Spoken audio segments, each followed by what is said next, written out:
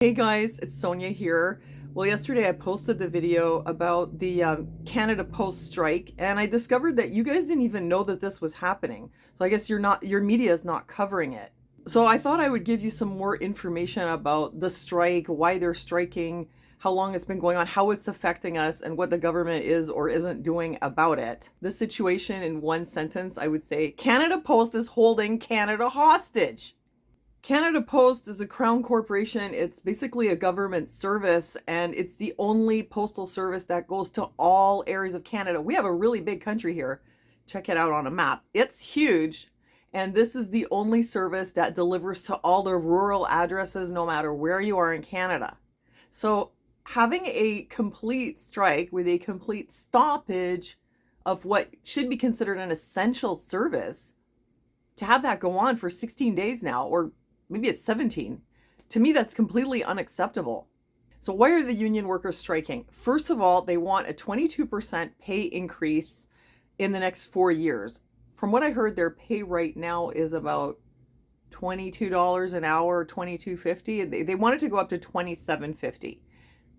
Canada Post has counter-offered an 11% pay raise. Do you want to know my thoughts on this? My thoughts are, if you wanted a higher paying job, maybe you should have gone to school. I mean, you're a postal worker, you're an office worker, or you're delivering mail. I have a university education, but the field that I work in as a home care worker, I get paid $20 an hour. And actually this went up during the pandemic. Before that, it was like $16 an hour. And I've been doing this for 20 years. So home care workers get paid $20 an hour, and orderlies in hospitals in Quebec, starting salary is about $17 an hour. Do we want more money? I'm sure we do. Is this a living wage? Absolutely not. Are we all going to walk off the job and leave people high and dry? No, we're not. I mean, yes, we have inflation. Everybody wants more money. I understand that. I want more money too. But I don't think that that's a good reason to hold the whole country hostage for such a long time. Okay, now another complaint that they had was they don't like that Canada Post is now splitting the tasks. So it used to be that the mail carriers would sort the mail and then put it in their bag or their chariot or whatever, take it out in their van and then deliver it in the neighborhood. Then Canada Post decided to split this up, so you've got sorters and you've got delivery people. Now, I heard this straight from the union representative himself. He says it's too hard on the body to deliver mail for the entire shift. What if construction workers suddenly said, you know, it's too hard on the body. I'd like to be doing some paperwork for a part of the day. What if Amazon and UPS drivers said, it's too hard on the body? I mean, you're a delivery driver. What do you think you're going to be doing? Weekend deliveries. So Canada Post doesn't deliver on the weekend, but they were thinking about doing it, but they want to hire part-time employees so they don't have to give them all the benefits. I understand that, because when I was a medical transcriptionist, I was also hired on contract part-time. And they would hire two of us instead of one full-time person, so we wouldn't be unionized and they wouldn't have to give us all the benefits. I think that's a sneaky tactic that the government does, and obviously in hospitals and in the postal service. It's a way for them to save money. I don't know if they're going to change that. So here's another complaint. The postal workers want Canada Post to cover gender affirming care. Well, gender affirming care, you know what I mean, is mostly covered by provincial medical coverage anyway. I guess it varies by province, but generally some amount of hormone therapy and surgery is covered. The ones that are not covered are things like facial feminization and voice surgery. But look, you know, some of us women who are naturally born women, we also maybe would like some facial feminization. Sometimes people think we're ugly, or people think we're men. I've had people accuse me of being a man on the internet before. You know, especially as we get older, we look less and less feminine. But do we get facial feminization surgery? No. That's considered plastic surgery. I had body contouring, liposuction, also not covered. Trust me, a lot of us would like liposuction too, but we just don't get it.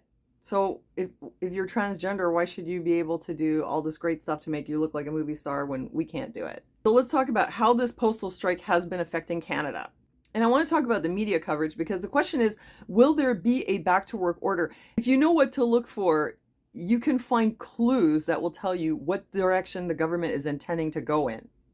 I was honestly surprised that the government hasn't ordered them back to work yet. What has happened so far is Canada Post has been laying off striking employees, and as a result, the striking employees, the union, is now suing Canada Post or something like that. They're taking them to court. Historically, they've never been allowed to continue a full strike for very long. There have been a few. There was one in the 90s, there was one in 2018, and one in 2011. The one in 2018 was a rotating strike, which just slowed the service, and that went on for a long time. But when they've had a full strike, usually they're ordered back to work after 2 weeks. So I'm surprised it hasn't happened this time. So that's the mystery. Why is the government allowing this to go on for so long?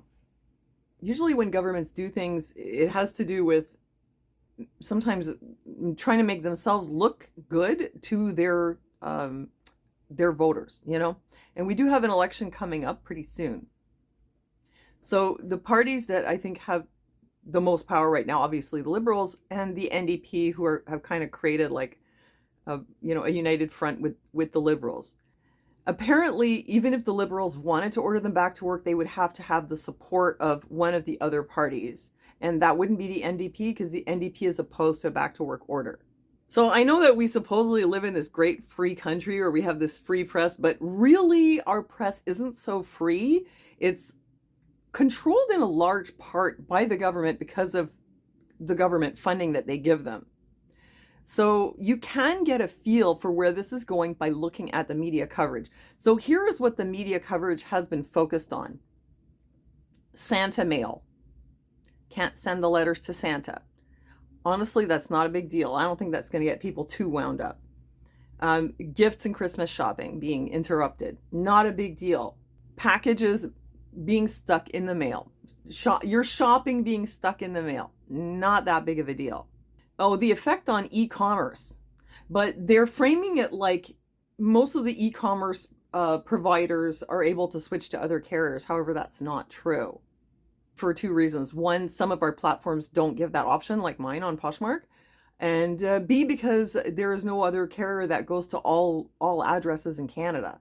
So even if people use alternate shipping for some of it, it's not going to solve the problem.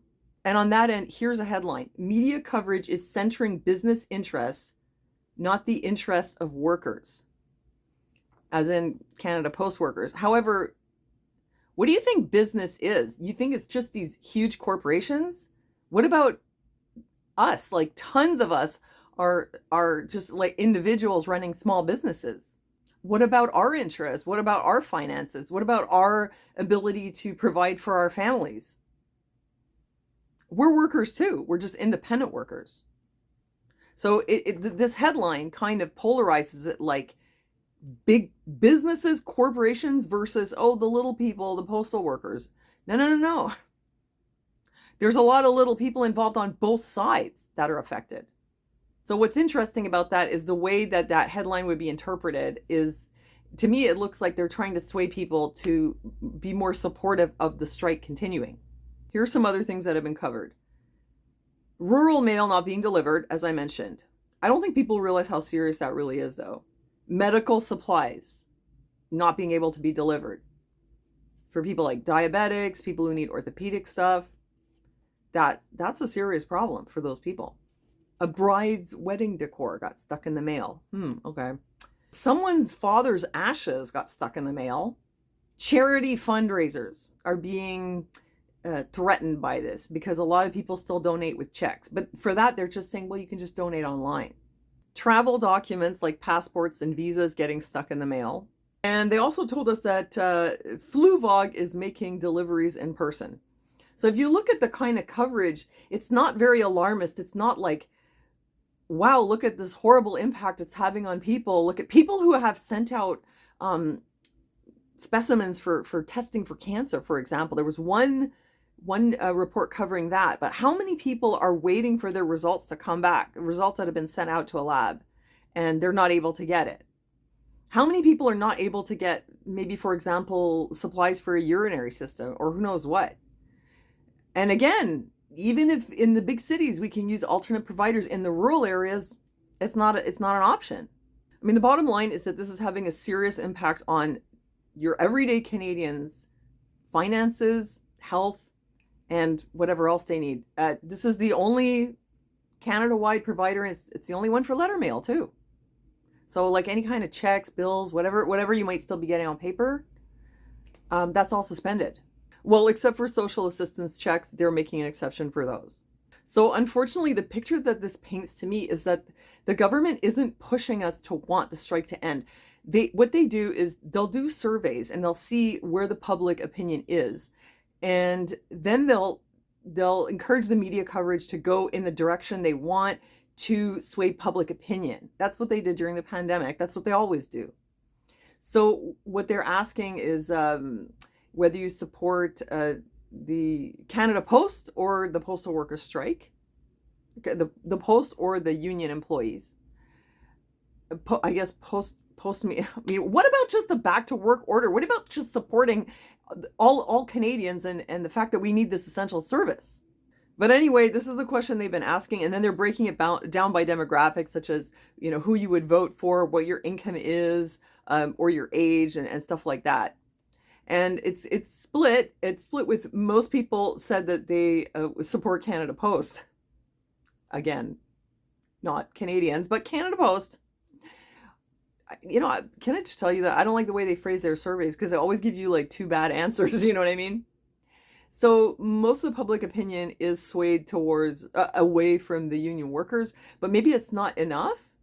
Like usually if the government's going to take an action that's based on survey opinions, they'll want it to be in the majority, like 65 and over, or 70 or maybe 80%. So that they'll keep sending you media to sway your opinion until they got it where they want it, then they'll make the decision. So right now it's sort of just split. It's just slightly the favor is not on the workers, but it doesn't tell me that they're anywhere near ready to like do a back to work order based on public opinion. Chamber of Commerce wants it. We know that, but does the public want it? It's kind of like yes, but not everybody. So why would that be stopping them from doing it anyway? It's kind of hard to explain this, but keep in mind that the government doesn't really want to do what the public wants. The government wants to sway the opinion of the public until it's in line with what the government wants. So because the split is right down the middle, I'm not really sure which way they want to go. And actually, to me, it's kind of looking like the government doesn't want to stop this, like that their intentions are to let it go on. Why? The only reason I could think is that they're trying to ruin us. I mean, okay, where's my tinfoil hat? It's looking like they haven't done enough damage to the economy and impoverished the average Canadian enough and screwed us enough that they somehow want this to continue. Like, it's starting to look really grim. I mean, if they were acting in our best interest, they would have already ordered them to go back to work, or at least switch it to a rotating strike. So 16 days of no mail service, an essential service, and they're putting out surveys. The surveys are kind of a little bit over the middle, but still the government won't take any action. And still the media coverage is focusing on the little things like the Santa mail, the fundraisers. It's not a little thing, but there's alternative. It's focusing on these little things that people are going to read this and they're going to go, well, it's not that bad. Or, well, there's alternatives.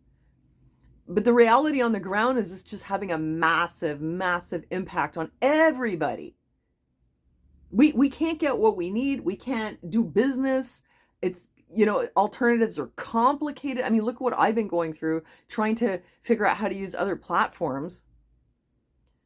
So I kind of feel like the government's really just not on the side of the people in this case. It feels like they're letting this continue, and maybe they want it to continue. Why would they want to do that? Why would our economy is already so screwed? This is the fourth quarter. This is the best quarter for e-commerce and retail. Why would they want to do that? I don't get it. Anyway, I don't have the answer, but that's how it's looking to me. So let me know what you think.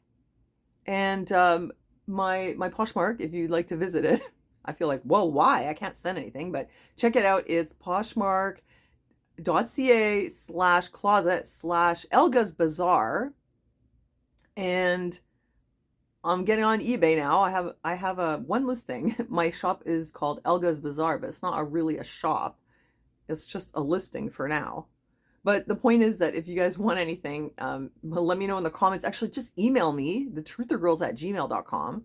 Actually, you guys, it would be like doing me a favor because I need to practice using alternate shipping providers. And I know that you guys, as my friends here, would be a little more forgiving if it takes me a while to figure it out. So if you want something, I can sell it to you for not too much and I want to try using a cheap carrier like Chit Chats or Stallion. So, you can give me the opportunity to practice. That would be really cool. I'd really appreciate it. By emailing me and asking me to sell you something, and then I'll practice using one of those. That would be really the best thing you could do for me, to support me and my mental health. um, at this time as I try to move towards other platforms. So there, I'm just going to put it out there. Again, thank you for watching. God bless you guys, and I'll see you next time.